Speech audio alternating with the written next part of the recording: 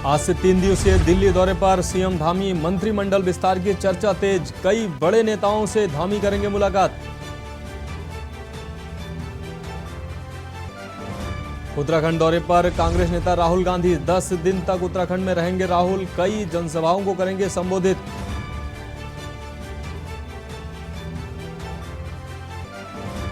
नैनीताल में शत्रु संपत्ति पर समतलीकरण का कार्य तेज।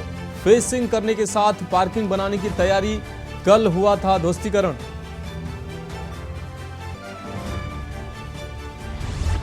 हरिद्वार दिल्ली हाईवे बाईपास पर हादसा।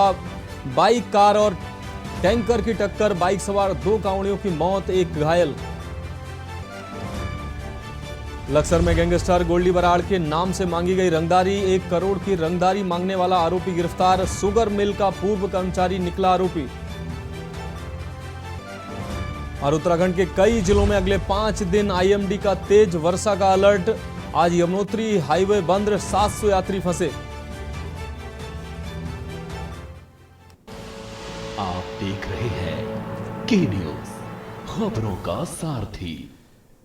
नमस्कार, खबर उत्तराखंड में आपका स्वागत है। मैं हूं आपके साथ मनोज मानस। रुक करेंगे खबरों का। खबर नैनीताल से है। जिला प्रशासन द्वारा नैनीताल की शत्रु संपत्ति मेट्रोपोल पर किए गए अतिक्रमण के ध्वस्तीकरण का कार्य पूर्ण होने के बाद आज क्षेत्र का समतलीकरण का कार्य किया गया।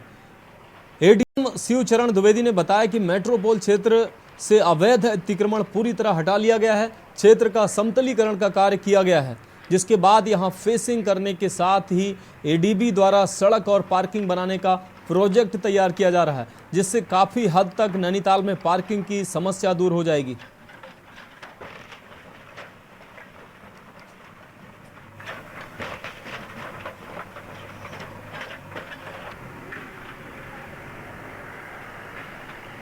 पहले तो मैं सभी विभागों को जो इस काम में लगे हुए हैं उनको धन्यवाद करना चाहूँगा कि बहुत अच्छे कोऑर्डिनेशन से उन्होंने इस काम को निपटाया है। इसमें आगे हम फेंसिंग का काम पैरेलली कर रहे हैं और एडीबी द्वारा इसमें रोड वाइडनिंग का एक प्रोजेक्ट अलग से तैयार किया जा रहा है और लगातार हम अभी बोर्ड तैयार करके वो करेंगे और समतलीकरण का कार्य हमारा चलता रहेगा। और ऊपर सड़क बनेगी और नीचे पार्किंग बनेगी।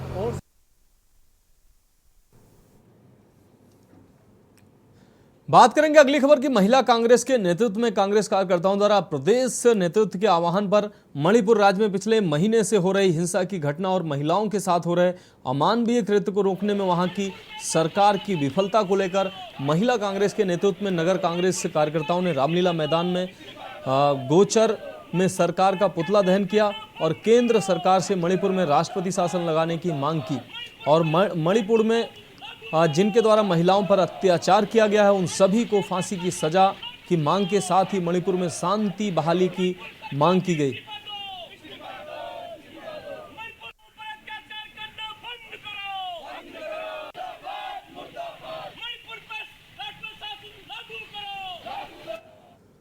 रुक करेंगे अगली खबर का। डोईवाला में बनने जा रही एरो सिटी और इंटीग्रेटेड टाउन सिटी को लेकर जहां क्षेत्रवासी दुविधा में हैं, तो वहीं डोईवाला में हर रोज महापंचायत और बैठकों का दौर जारी है। सरकार के खिलाफ हो रही पंचायतों को डोईवाला के विधायक ब्रजभूषण गैरोला ने राजनीति से प्रेरित बताते हुए कहा कि अभी सरकार की अभी कोई ऐसी मंशा नहीं है, लेकिन अगर कोई बड़ी योजना क्षेत्र में आती है तो उससे पहले सभी आमजन के साथ रायशुमारी की जाएगी और अगर सभी लोग सहमत होंगे तभी सरकार भी उस योजना पर काम करेगी। जमीन का अधिग्रहण सरकार आमजन की सुविधा के अनुसार ही करेगी, इसलिए अभी जो भी लोग शहर बनाने की बात करते हुए शासन प्रशासन के खिलाफ माहौल बना रहे हैं उनसे सचेत रहने की अपील है। विधायक ने क्षेत्र के लोगों से इस बाबत अपील भी की।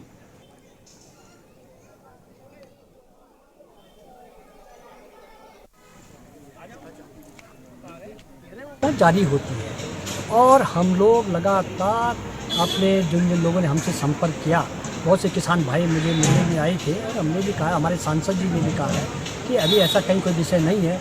और आप पूर्व में भी देखा है कि हमारा डोईवाला नगर पंचायत क्षेत्र होता था और नगर पंचायत से जब इसको नगर पालिका में लाया गया तो बहुत से हमारे गाँव वटूर वाला क्षेत्र है, हमारा जौली है, कानार वाला है, विभिन्न क्षेत्र हमारे भानिया वाला या ग्रामीण क्षेत्र भी हमारा नगर पालिका क्षेत्र में जुड़ा। और आपने देखा कि जब वो नगर पालिका क्षेत्र में जुड़ा तो वो क्षेत्र का बहुत विकास हुआ है। लगातार विकास हुए हैं, बहुत सी सुविधाएं हमने लगातार, हम लोग जो म्यूनिसिपैलिटी क्षेत्र के लिए गवर्नमेंट की होती हैं विकास योजनाएं होती हैं उसके लिए लगातार हम लोगों ने किया है। अभी मैंने जो हमारा माजरी क्षेत्र है और माजरी में मैंने अभी स्टेट का होम्योपैथिक मेडिकल कॉलेज हमारा बन रहा है, वहाँ पर उसके लिए भूमि हमने चयनित कर ली है, शासन से उसकी स्वीकृति हो गई है और बहुत जल्दी हम लोग उसके लिए शिलान्यास भी करेंगे और वहाँ पर हमारा स्टेट का पहला होम्योपैथिक मेडिकल कॉलेज बनने वाला है। रुक करेंगे अगली खबर का। रुड़की के बीएसएम तिराहा स्थित भगत सिंह चौक पर आम नागरिक मंच कार्यकर्ताओं ने मणिपुर में बेटियों के साथ हुई घटना को लेकर मणिपुरी सरकार के विरोध में एक धरना प्रदर्शन किया। धरना प्रदर्शन में आम नागरिक मंच अध्यक्ष मास्टर दीपक लाखवान शामिल रहे। उन्होंने कहा कि जब तक देश के कानून सुदृढ़ नहीं होंगे तब तक ऐसी घटनाएं आमतौर पर होती रहेंगी। इसी संदर्भ में देश के राष्ट्रपति को एक पत्र भेजा जिसमें मांग की गई है कि महिलाओं के लिए एक ऐसा कानून बना दिया जाए जिससे पूरे देश की महिला सुरक्षित हो जाए। इसके साथ ही इस प्रकार की घटनाओं को अंजाम देने वालों को बीच चौराहे पर गोली मारने की मांग की। और दूसरी और मणिपुर की घटना क्या? मणिपुर की घटना जो हुई है उन्होंने उनको नमस्ते नहीं किया है, उन्होंने हमें किया है। और हर घर में ये आवाज़ पहुंचाने चाहती हूं कि मोदी जी जागो, आपने एक नारा दिया है बेटी पढ़ाओ बेटी बचाओ, यहाँ बेटी क्या यहाँ तो बहू बेटी भी नहीं बच रही है। आपको क्या पता मोदी जी, आपने तो खुद अपना घर नहीं बसाया तो दूसरों के घर में क्या पता आपको क्या हो रहा है। वो बेटियाँ जिन्हें नंगा करा गया है वो उनकी बेटी नहीं थी, वो मेरी बेटियाँ थी, वो बहन थी जो मुझे नंगा किया गया। मैं यही मांग करना चाहती हूँ कि इन दरिंदों को बीच चौराहे पे गोली मार देनी चाहिए कि वो आगे तक वो क्या करेंगे। उनके पीछे बड़े बड़े लोगों का हाथ होता है। आज उनको आप क्या करोगे, जेल ले जाओगे, वहाँ से फिर वो छूटेंगे, फिर छूट के वही करेंगे जो पिछड़ा जो कर चुके थे वो आगे करेंगे, वो करते रहेंगे और हम लोग यूं ही देखेंगे और हम तमाशा बन के ऐसे ही देखते रहेंगे लड़कियों को और हमारी बेटियों को। उत्तराखंड की खबरों में वक्त एक ब्रेक का है, जल्द हाजिर होंगे। आप देख रहे हैं के न्यूज, खबरों का सार। ब्रेक के बाद उत्तराखंड की खबरों में आपका स्वागत है। अब बात करेंगे अगली खबर की। कृषि एवं कृषक कल्याण मंत्री लक्सर तथा खानपुर क्षेत्र के बाढ़ प्रभावित क्षेत्रों का उन्होंने दौरा किया और बाढ़ से हुए नुकसान का जायजा भी लिया। इस दौरान उन्होंने बाढ़ पीड़ित किसानों से भी मुलाकात की। किसानों ने मंत्री गणेश जोशी को ज्ञापन भी सौंपा और बाढ़ के पानी में आए केमिकल की भी जांच कराने की मांग की। गणेश जोशी ने कहा कि आपदा की इस घड़ी में सरकार बाढ़ पीड़ितों के साथ है और सभी बाढ़ पीड़ितों को बाढ़ से हुए नुकसान का मुआवजा दिया जाएगा। उन्होंने कहा कि किसानों की मांग पर बाढ़ के पानी में आए केमिकल की भी जांच कराई जाएगी। सरकार ने बाढ़ पीड़ित इस क्षेत्र को घोषित करने साथ ही लक्षण और खानपुर के क्षेत्र के किसानों को 3 महीने का बिजली बिल माफ कर दिया है और 3 महीने के लिए बैंक की रिकवरी को भी स्थगित कर दिया है। मुख्यमंत्री पुष्कर सिंह धामी के साथ ही सरकार के सभी अधिकारी और मंत्री बाढ़ पीड़ित क्षेत्रों पर नजर बनाए हुए हैं।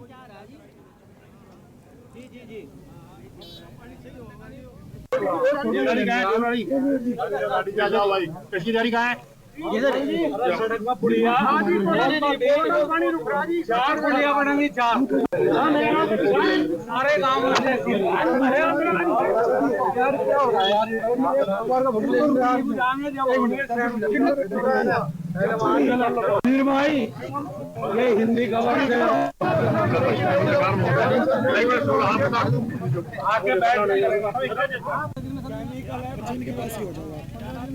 पता नहीं कौन सा केमिकल क्या आ रहा है जी जी जी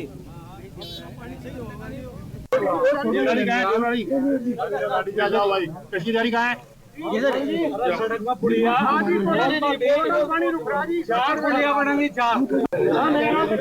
सारे गाँव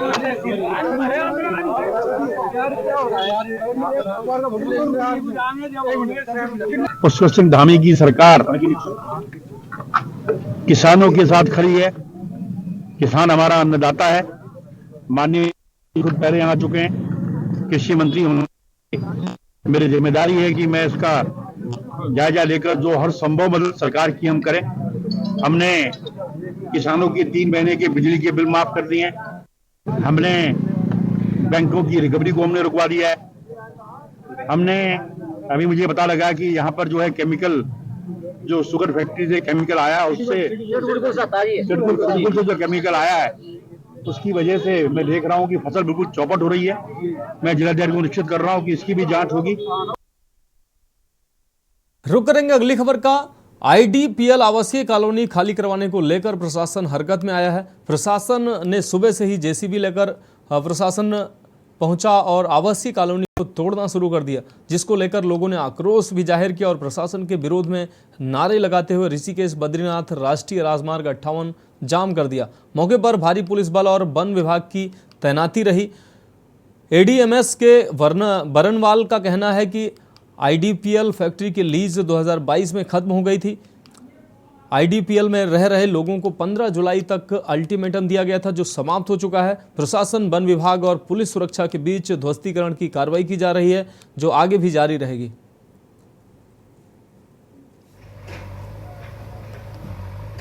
अब आईडीपीएल इतिहास के पन्नों पर ही रह जाएगी। आईडीपीएल की लीज खत्म होने के बाद प्रशासन हरकत में आया और यहां अब आईडीपीएल के जो क्वार्टर्स है उन्हें खाली कराकर ध्वस्त किया जा रहा है। आप देखिए मेरे सामने जो जेसीबी है, पोकलैंड मशीन है, ये लाई गई है और यहाँ पर जो तमाम क्वार्टर्स है उन्हें ध्वस्त किया जा रहा है। ध्वस्तीकरण की कार्रवाई चल रही है, जिसमें तमाम जो फोर्स है, पुलिस फोर्स है, वन विभाग के जो कर्मचारी है वो यहाँ पर मौजूद है, ताकि जो यहाँ पर लोग रहते हैं वो किस तरह का यहाँ पर विरोध करें, तो उनके लिए यहाँ पर सुरक्षा के दृष्टिकोण से ये फोर्स लगाई गई है। तमाम जो फोर्स है यहाँ मौजूद है और साथ ही साथ यहाँ पर वन विभाग के कर्मचारी हैं और पुलिस प्रशासन भी यहाँ पर पुख्ता यहाँ पर मौजूद है। जिला प्रशासन यहाँ पर मौजूद है, एडीएम खुद यहाँ पर मौजूद है, एसडीएम यहाँ पर मौजूद है। तो कहा जाए तो पूरी प्रशासनिक अमला यहाँ मौजूद है और ध्वस्तीकरण का कार्य चल रहा है। ऋषिकेश से बसंत कश्यप के न्यूज इंडिया। अब बात अगली खबर की। लक्सर के रायसी रेलवे स्टेशन के पास ट्रेन में आग लगने की सूचना से अफरा तफरी मच गई।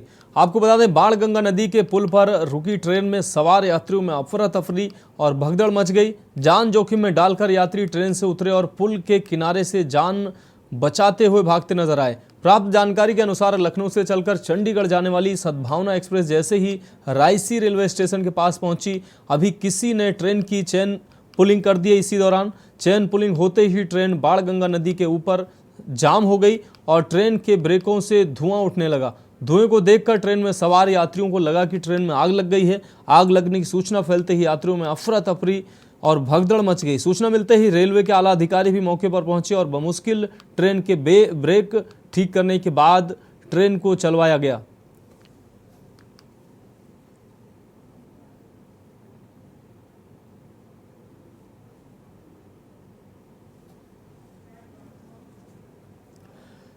बढ़ेगी अगली खबर की ओर। रुड़की की सिविल लाइन कोतवाली क्षेत्र के हरिद्वार दिल्ली हाईवे बाईपास पर बाइक कार और ट्रैक्टर माफ कीजिएगा टैंकर की आपस में टक्कर हुई थी।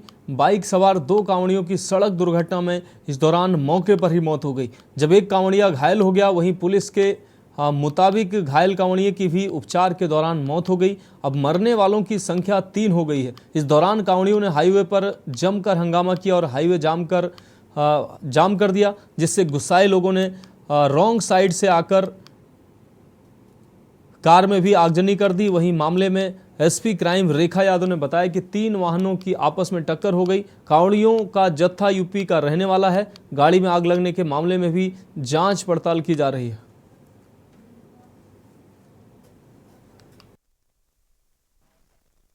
लगभग 7 साढ़े 7 बजे के आसपास 112 के माध्यम से कॉल प्राप्त हुई, जिसमें एक एक्सीडेंट के बारे में सूचित किया गया था, जिस पर तत्काल फोर्स मौके पे पहुंचा। वहां पे एक बाइक, एक कार और एक टैंकर, इनके आपस में टक्कर हो रखी थी, जिसमें 2 बाइक सवार की ऑन द स्पॉट डेथ हो गई थी। तीसरे जो घायल था, तीनों को 108 के माध्यम से हॉस्पिटल भिजवाया गया। एंड अभी पता चला है कि तीसरे जो घायल व्यक्ति थे उनकी भी डेथ हो गई है। और चूंकि पूरा घटनाक्रम अभी क्या सच्चाई इसके बारे में जानकारी की जा रही है और आगे की विधिक कार्रवाई भी अमल में लाई जा रही है। प्राथमिक जानकारी के हिसाब से ये यूपी के रहने वाले बताए जा रहे हैं, बाकी अन्य जानकारी जुटाई जा रही है। चूँकि घटना काफ़ी संवेदनशील थी और इसमें कांवड़िए थे, एक धार्मिक भावना से ओतप्रोत थे पूरे, तो इसको लेकर के आसपास के लोगों में रोष था, जिसके चलते उन्होंने एक वाहन में आग लगाई है। इसकी भी जांच की जा रही है कि क्यों ये पूरा घटनाक्रम पारित हुआ। उत्तराखंड की खबरों में वक्त एक और ब्रेक का है, जल्द हाजिर होंगे। आप देख रहे हैं के न्यूज। ब्रेक के बाद एक बार फिर से आपका स्वागत है। बात करेंगे अगली खबर की। लक्सर में गैंगस्टर गोल्डी बराड़ के नाम से लक्सर शुगर मिल प्रबंधक से 1 करोड़ की रंगदारी मांगने वाले आरोपी को पुलिस ने गिरफ्तार कर लिया है। गिरफ्तार किए गए आरोपी का नाम लोकेश कुमार शर्मा है, जो शुगर मिल का पूर्व कर्मचारी है और लक्सर के मैन बाजार का निवासी है। एक्सटेंशन बढ़ाने की मांग पूरी न करने पर उसने शुगर मिल प्रबंधक को सबक सिखाने की योजना बनाई थी। बीती 10 जुलाई को लक्सर शुगर मिल के प्रबंधक एसपी सिंह ने लक्सर कोतवाली पुलिस को तहरीर देकर बताया कि उन्हें रजिस्टर्ड डाक के जरिए एक पत्र मिला है। पत्र भेजने वाले ने अपना नाम गैंगस्टर गोल्डी बराड़ बताया है और 1 करोड़ रुपए की रंगदारी मांगी है। रंगदारी न देने पर उसने उन्हें और उनके परिवार को जान से मारने की धमकी दी थी। तहरीर मिलते ही लक्सर कोतवाली पुलिस ने इस मामले में तत्काल मुकदमा दर्ज किया और लक्सर के सीओ मनोज ठाकुर और कोतवाली प्रभारी अमरजीत सिंह के नेतृत्व में पुलिस टीम का गठन कर दिया। आसपास लगे सीसीटीवी कैमरों और मुखबिर तंत्र की सहायता से पुलिस ने कड़ी से कड़ी जोड़ते हुए इस मामले की तह तक पहुंच गई। कामयाबी हासिल कर पुलिस ने आरोपी लोकेश कुमार शर्मा को गिरफ्तार कर लिया। देखिए, कुछ दिन पूर्व जो है शुगर मिल लक्सर के जीएम साहब हैं, उनको एक धमकी भरा खत मिला था और 1 करोड़ की फिरौती की मांग की गई थी। तो पुलिस ने एफआईआर दर्ज करते हुए इसमें मुकदमा पंजीकृत किया और इसमें विवेचना स्टार्ट करी और जहां से ये चिट्ठी आई उसका ट्रैक करते हुए ये पता चला कि रुड़की पोस्ट ऑफिस से पोस्ट की गई है और फिर सीसीटीवी देखने से पता चला कि इनका ही पूर्व रिटायर्ड कर्मचारी है लोकेश, उसके द्वारा काम किया गया क्योंकि उसका टर्म एक्सटेंशन रिजेक्ट कर दिया गया। तो उससे थोड़ा सा उसे चिढ़ थी, तो उसने कार्रवाई की गई। तो उसके बेसिस पे उसे अरेस्ट किया गया और उसे माननीय न्यायालय में पेश किया। अगली खबर नैनीताल से है। इवेंट 9 संस्था रन टू लिव के सहयोग से 27 अगस्त को नैनीताल में 12वीं मानसून मैराथन का आयोजन होने जा रहा है। रन टू लिव के सचिव हरीश तिवारी ने प्रेस वार्ता में बताया कि प्रतियोगिता 3 वर्गों में होगी। इसमें ओपन, वेटरन, पुरुष, महिला, रन फॉर फन, बालक और बालिका वर्ग शामिल है। प्रत्येक वर्ग में पहले, दूसरे और तीसरे स्थान पर आने वाले धावकों को नगद धनराशि पुरस्कार से सम्मानित किया जाएगा। प्रतियोगिता के लिए 8 अगस्त तक ऑनलाइन आवेदन किए जाएंगे। उन्होंने कहा कि दिल से दिल की दौड़ की थीम का मुख्य उद्देश्य युवाओं को नशे की लत से दूर रहकर स्वास्थ्य के प्रति जागरूक करना है। प्रतियोगिता में कई जाने माने धावक हिस्सा ले रहे हैं, जिसका फायदा यहाँ के स्थानीय धावकों को भी मिलेगा और वे भविष्य में नैनीताल सहित राज्य का नाम रोशन करेंगे।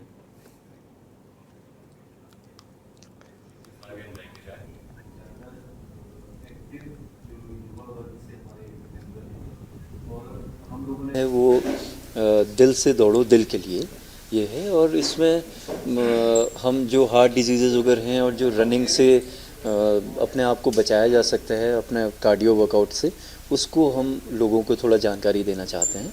और इस बार की जो हमारी जो कैटेगरीज़ हैं वो 21 किलोमीटर मैन विमेन और 50 वर्ष से ऊपर के मैन विमेन वेटरन्स जो हैं, ऐसे ही सेम 10 किलोमीटर में भी होगा जिसमें मैन विमेन और वेटरन्स 50 साल से ऊपर, वो भी पुरुष और महिला वर्ग के लिए होगा। साथ में एक 5 किलोमीटर का लोकल जो बच्चे स्कूली बच्चे हैं उनके लिए होगा बालक और बालिका वर्ग में, जिसमें कक्षा 12 तक के बच्चे प्रतिभाग कर सकते हैं। अब बात अगली खबर की। उत्तराखंड का हल्द्वानी इन दिनों पूरे देश में चर्चित है। अंकित चौहान हत्याकांड से चर्चा में बना हुआ है, जिसमें एक प्रेमिका माही ने अपने प्रेमी को सांप से कटवाकर उसकी हत्या कर दी थी। सांप से कटवाकर अपने प्रेमी की हत्या करने वाली माही आखिरकार पुलिस के हत्थे चढ़ ही गई।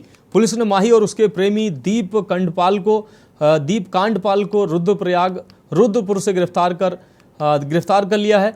यह दोनों गुड़गांव से हल्द्वानी आत्मसमर्पण करने के लिए आ रहे थे। इस पूरे मामले का खुलासा आज आईजी कुमाऊं नीलेश आनंद भरणे और एसएसपी नैनीताल पंकज भट्ट ने संयुक्त रूप से किया।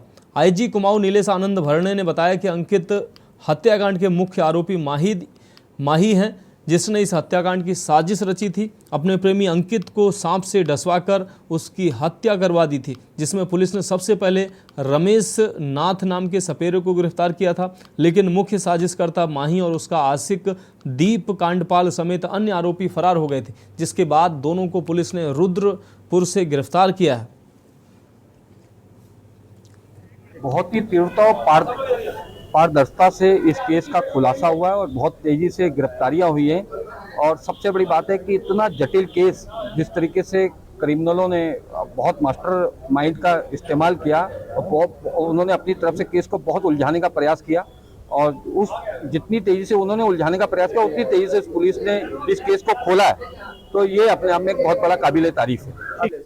ये एक जो सेंसेशनल हत्याकांड जो अंकित चौहान हत्याकांड या हल्द्वानी में हुआ है, इसमें जो है कई दिनों से हमारी टीम जो है लगातार जो है देश के विभिन्न जगहों पर जो है दबिशें दे रही थी और करीब 6 टीमें हमारी जो है इसमें लगी हुई थी। इसमें जो है अभी आज जो मेन इसमें मास्टरमाइंड है माई उर्फ डॉली और जो है उसका साथी जो है दीप कांडपाल, इसको आज पुलिस ने जो है रुद्रपुर में से अरेस्ट किया हुआ। अगली खबर हल्द्वानी से है, जहां अंकित विश्वकन्या माही का मामला बहुत दिनों से चर्चा में है। आपको बता दें कि अंकित पेशे से कारोबारी थे, जिनकी लाश उन्हीं की कार से कुछ दिनों पहले बरामद हुई थी। अंकित के दोनों पैर में सांप के डसने के निशान मिले थे और पीएम रिपोर्ट में इस बात की तस्दीक हो चुकी थी। बस यहीं से पुलिस की जांच शुरू हो गई थी और पुलिस अंकित हत्याकांड की मास्टरमाइंड शांतिनगर आरोप पड़ाव निवासी माही तक जा पहुंची। माही हत्या की रात 14 जुलाई से फरार है। 5 हत्या आरोपियों में से सिर्फ एक सपेरा रमेश नाथ ही पुलिस के हत्थे चढ़ पाया था। कभी नेपाल तो कभी पश्चिम बंगाल भागे जाने की अफवाह चल रही थी, मगर पुलिस की टीम ने फरार चल रहे आरोपियों तक आखिर पहुंच ही गई। प्राप्त जानकारी के अनुसार पुलिस आज शाम 3 बजे हल्द्वानी में इन सभी फरार हत्यारोपियों को मीडिया के सामने लाने की बात कर रही थी। बहरहाल इस केस के खुलासे के लिए पुलिस की तेज तरार टीम ने जिस तेजी से काम किया है, उससे एक बात स्पष्ट है कि जुर्म करने वाले कितने भी सातिर क्यों ना हो, कानून के शिकंजे से वह बच नहीं सकते।